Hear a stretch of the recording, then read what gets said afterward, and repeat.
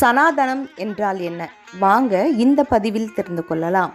சனாதனம் என்ற இந்த சொல் யார் பேசினாலும் எதிர்த்தாலும் பிரச்சனையாகிறது. இதற்கு பொருள் என்ன? சமூகத்திலும் சட்டமன்றத்திலும் இதை பேசினால் ஏன் எதிர்ப்பலைகள் வருகின்றன?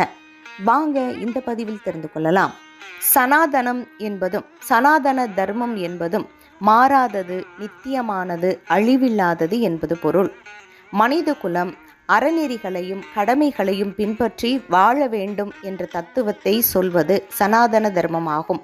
இந்து சமயத்தின் அடிப்படையான தத்துவம் இதுவாகும். மனிதனின் தர்மம், அறம், ஒழுக்கம் முதலியவற்றை குறிப்பிடக்கூடிய வேதங்கள், இதிகாசங்கள், பகவத்கீதை, இராமாயணம், மகாபாரதம் முதலியவையாகும். சுய கட்டுப்பாடு, பொறுமை, உயிர்களை காத்தல், நேர்மை, தூய்மை இவற்றை வலியுறுத்துவது சனாதன தர்மமாகும். இந்து சமயத்தை பல ஆயிரம் ஆண்டுகளாக குறிக்கும் பெயர் சனாதனமாகும். யாரோ ஒருவர் சொல்கிறார் என்பதற்காக எதிர்க்கவும் கூடாது. நம்மில் ஒருவர் சொல்கிறார் என்பதற்காக ஆதரிக்கவும் கூடாது. இந்துக்கள் அதிகமாக வாழக்கூடிய நம் தமிழகத்தில் ஒவ்வொரு மதத்திற்கும் ஒரு கொள்கை, கோட்பாடுகள் உண்டு. சிறுபான்மை, பெரும்பான்மை அனைவருக்கும் ஒரே அரசியல்தான். அனைத்து மதத்தையும் மதிப்பதுதான் அரசியல் தர்மம். முதலில் ஜாதியை ஒழியுங்கள். திருக்குறள் அறத்தை போதிக்கிறது. இறைத்தன்மையை ஆதி பகவன், பாலறிவன், இறைவன் என்ற சொல்களில் கூறியுள்ளார் திருவள்ளுவர். தமிழ் இலக்கியங்களில் சனாதன தர்மம் இருக்கிறது.